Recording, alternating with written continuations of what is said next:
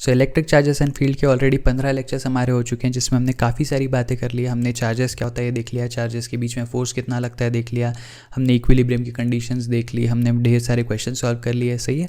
और अब हम बात करने वाले हैं आगे के नेक्स्ट टॉपिक की। सो high all, this Nirman Bawar and today in this video I am going to talk about permittivity and relative permittivity.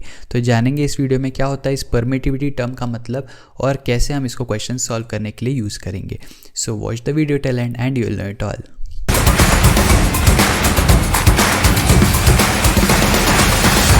सो शुरू करेंगे हमारा discussion on permittivity and relative permittivity के ऊपर। लेकिन before I get started with it, अगर आप लोग मेरे वीडियोस रेगुलरली फॉलो कर रहे हैं लेकिन आपने अब तक चैनल को सब्सक्राइब नहीं किया है, so please go ahead and do that, because channel subscribe करने से आपको मेरे आने वाले सभी वीडियोज़ के नोटिफिकेशन मिलते रहेंगे।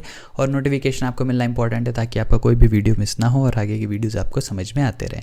सो let's get started with our discussion on permittivity and relative permittivity now. अब सबसे पहली चीज़ तो ये, सबसे पहला सवाल ये कि परमिटिविटी और रिलेटिव परमिटिविटी ये जो टर्म है इसको समझना क्यों इंपॉर्टेंट है। वो समझना इसलिए इंपॉर्टेंट है क्योंकि अभी तक जो हम बात कर रहे थे हमने क्या बोला, हमने बोला कि कभी भी हमारे सामने दो चार्जेस है तो हम उसके बीच में फोर्स कैसे कैलकुलेट करेंगे। हमने कूलम्स लॉ पढ़ लिया, हमने फोर्सेस की वैल्यू पढ़ ली, हमने इतने सारे 15 वीडियो तक हम KQ² ये हर जगह यूज़ करते हैं, राइट। लेकिन इंपॉर्टेंट क्या है, अब वही दो चार्जेस को अगर मैं किसी और मीडियम में लेके जाऊँ, है ना। अभी तक जितनी हमने बात की सारी की सारी हम दो चार्जेस को हम किसी भी मीडियम में रख रहे थे विच वाज यूजुअली वैक्यूम या एयर, सही है। लेकिन अब अगर मैं एयर या वैक्यूम के अलावा किसी और मीडियम में लेके जाता हूँ चार्जेस को, तो उनके बीच में जो कूलम्स फोर्स या जो इलेक्ट्रोस्टैटिक फोर्स एक्ट कर रहा होता है उसमें क्या कोई डिफरेंस आता है, ये समझना इंपॉर्टेंट है। और अगर हाँ तो वो कितना होता है, सही है। So let's talk about electrostatic force in a medium. तो अब तक हमने सिर्फ वैक्यूम और एयर में दो चार्जेस के बीच में कितना फोर्स रहेगा उसकी बात की है। अब हम बात करने वाले हैं किसी भी मीडियम में। अब समझने वाली बात या सोचने वाली बात यह है कि जब कभी अगर मैं दो चार्जेस को मीडियम में लेके जाऊँ तो ऐसा क्या बदल जाएगा जिस वजह से सारा सिनारियो ही चेंज हो जाएगा, है ना। तो सारा सिनारियो एक्चुअल में चेंज नहीं होने वाला है, बस थोड़ी थोड़ी छोटी छोटी कुछ चीज़ें हैं जो आपको समझना है और उसके बेसिस पे आपको समझ में आ जाएगा कि डिफरेंस क्या आएगा, फॉर्मूला में क्या चेंजेस आएंगे, है ना, और किन बातों का हमको ध्यान रखना है। ध्यान से देखना है इस बात को। लेट्स से मेरे पास दो चार्जेस हैं, दो पॉजिटिव चार्जेस मैं यहाँ पे कंसिडर कर रहा हूँ, सही। एक को मैं बोलता हूँ Q1, दूसरे को मैं बोलता हूँ Q2। दोनों मैंने पॉजिटिव चार्जेस कंसिडर किए हैं फिलहाल के लिए। अब दोनों अगर पॉजिटिव चार्जेस है तो क्या होगा, दोनों के ऊपर एक दूसरे का रिपल्सिव फोर्स एक्ट करेगा। तो इसके ऊपर एक फोर्स इस डायरेक्शन में एक्ट करेगा जिसको मैं बोलता हूँ F/1 ड्यू टू 2, और यहाँ पे मैं एक फोर्स बनाता हूँ F/2 ड्यू टू 1, है ना। तो F12 और F21 ये दो फोर्सेस हो गए जो इक्वल एंड ऑपोजिट होंगे, है ना, जो हम ऑलरेडी कूलम्स लॉ की प्रॉपर्टीज़ में पढ़ चुके हैं। अब इस चीज़ को देखो कि यहाँ पे F12 या F21 की जो वैल्यू है वो हम फॉर्मूला से निकाल सकते हैं कूलम्स लॉ के हिसाब से, right, which will be 1/4πε0 Q1 Q2/r², r if r is the distance between them. लेकिन यहाँ पे जो मैंने बात की, अगर ये दो चार्जेस वैक्यूम या एयर में है तो बात ठीक है, लेकिन व्हाट इफ मैं इनको किसी और मीडियम में ले जाके रख दूँ। लेट्स से मैं इन दोनों को पानी में ले जाके रख दूँ या इन दोनों को ग्लास में ले जाके रख दूँ, है ना, या मैं किसी और तीसरे चौथे पांचवे किसी और अलग मीडियम में ले जाके दो चार्जेस को रख दूँ, तो सिनारियो में क्या चेंज आएगा, ध्यान से देखना। जब तक ये वैक्यूम में थे इनके बीच में कुछ नहीं था, लेकिन जैसे अब कोई मीडियम में मैंने इनको रख दिया, अब इनके बीच में क्या आ गए, इनके बीच में मॉलिक्यूल्स आ गए। किसके, मीडियम के मॉलिक्यूल्स, सही है। तो जिस भी मीडियम में मैंने इसको रखा उसके मॉलिक्यूल्स इनके बीच में आ गए। अब जो भी मॉलिक्यूल्स इनके बीच में आएंगे वो मॉलिक्यूल्स इधर पोलर हो सकते हैं या नॉन पोलर हो सकते हैं, है ना। मतलब वो जो भी मॉलिक्यूल्स रहेंगे पोलर और नॉन पोलर तो आप ऑलरेडी केमिस्ट्री में पढ़ चुके होंगे। जिनको नहीं पता उनको एक बस रफली बता देता हूँ कि क्या होता है। कोई भी मॉलिक्यूल है, अगर उसके दो जो एटम्स जिससे बना हुआ वो मॉलिक्यूल है, अगर एक इलेक्ट्रोपॉजिटिव है एक इलेक्ट्रोनेगेटिव है, तो उसमें क्या होता है, उस एक मॉलिक्यूल में चार्ज थोड़ा सा सेपरेटेड होता है। एक साइड थोड़ा सा नेगेटिव चार्ज होता है, एक साइड थोड़ा सा पॉजिटिव चार्ज होता है, राइट। तो चाहे ऐसा कोई पोलर मॉलिक्यूल हो या फिर नॉन पोलर मॉलिक्यूल भी हो, जब कभी वो इन दो चार्जेस के बीच में आएंगे तो क्या होगा कि डेफिनेटली अगर ये Q1 और Q2 कुछ पॉजिटिव वैल्यूज़ के साथ बैठे हुए हैं तो इनके अराउंड एक नेगेटिव चार्ज जो है वो थोड़ा सा जमा होना स्टार्ट हो जाएगा, सही है क्या। सेम चीज़ यहाँ पे भी होगी। सर ये नेगेटिव चार्जेस कहाँ से है? ये नेगेटिव चार्जेस हमने डाले नहीं है, सिर्फ इसके बीच में जो मीडियम अवेलेबल था उस मीडियम के जो मॉलिक्यूल्स है उनने अपनी एक पोलैरिटी जनरेट कर दी अपने अंदर। अगर वो ऑलरेडी पोलर थे तो उनके अंदर पोलैरिटी थी सी, अगर नॉन पोलर भी थे तो इसमें थोड़ा सा एक इंड्यूस्ड पोलैरिटी आ जाएगी उन मीडियम के मॉलिक्यूल्स में। और क्या होगा कि सारे जो नेगेटिव हेड्स है ना, अगर आप याद करो इंडक्शन चार्जिंग बाय इंडक्शन वाले केस में हमने ये चीज़ बात की थी, तो अगर लेट्स से इसमें क्या होगा पॉजिटिव और नेगेटिव चार्जेस इंड्यूस हो गए तो इसमें थोड़ा सा चार्ज सेपरेशन हो गया और जो भी नेगेटिव वाला साइड है, ये वाला जो साइड है ये पॉजिटिव चार्जेस की तरफ फेसिंग हो जाएगा, राइट। सिमिलरली Q2 के साथ भी सेम चीज़ होगी। तो बेसिकली हुआ क्या है कि मीडियम के मॉलिक्यूल्स अवेलेबल होने की वजह से पॉजिटिव चार्जेस के अराउंड थोड़े से नेगेटिव चार्जेस जमा हो गए, सेम थिंग दूसरे पॉजिटिव चार्ज के अराउंड भी थोड़े से नेगेटिव चार्जेस जमा हो गए। अब ध्यान से देखना कि अब Q1 पे जो फोर्स लग रहा है क्या वो सिर्फ F12 है?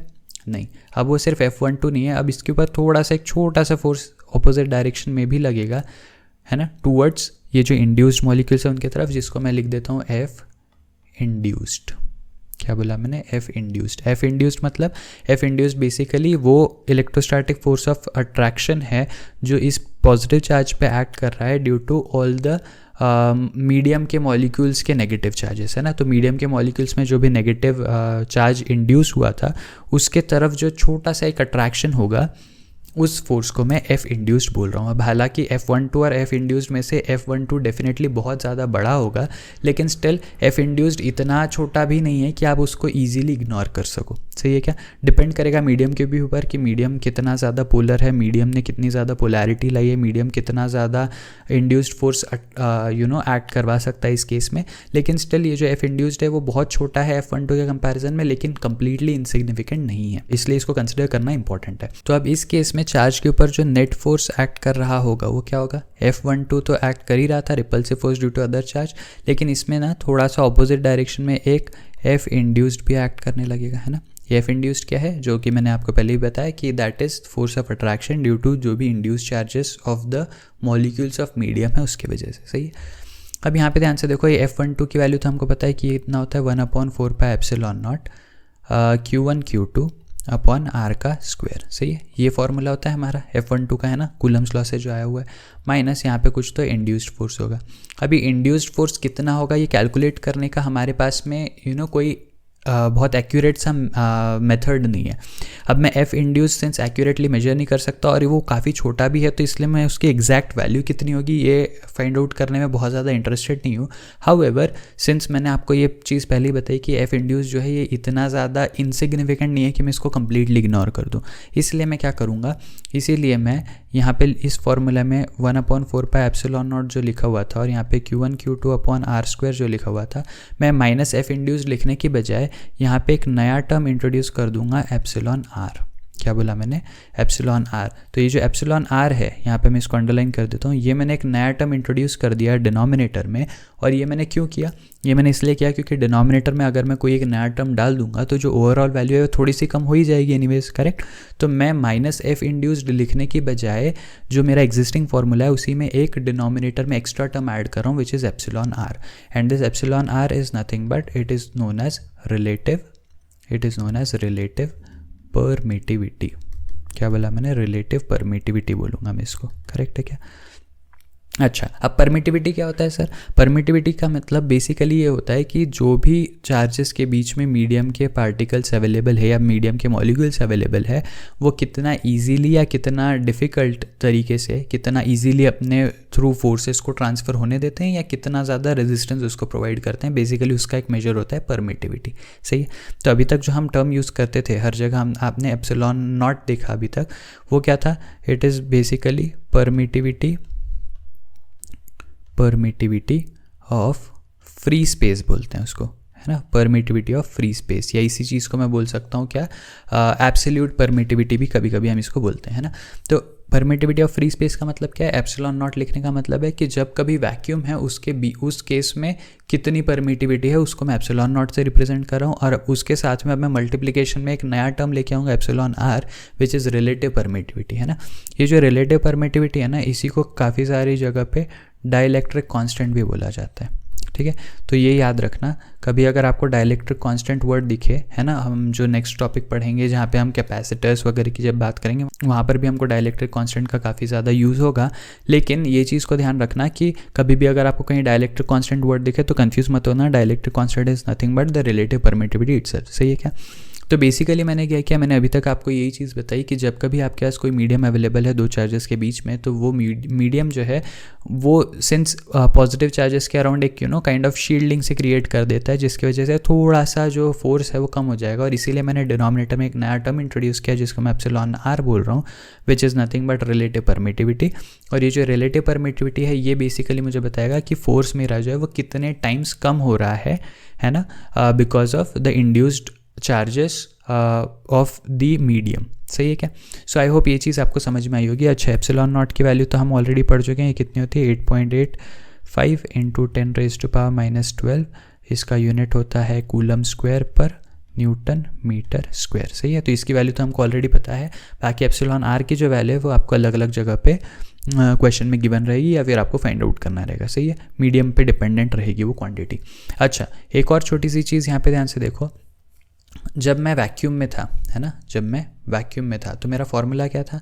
मेरा फॉर्मूला था फोर्स का 1/4 pi epsilon not Q1 Q2 upon R का स्क्वायर। सही है क्या? लेकिन अब जब मैं किसी मीडियम में जा रहा हूँ, है ना, जब मैं किसी मीडियम में जा रहा हूँ तो फिर अगर मैं सिमिलर फार्मूला लिखना चाहूँ तो क्या मैं ऐसा फार्मूला नहीं लिखूँ, F is equals to 1/4 pi epsilon naught की जगह मैं M लिख दूँ, है ना, epsilon M into Q1 Q2 upon R का स्क्वायर। करेक्ट है क्या?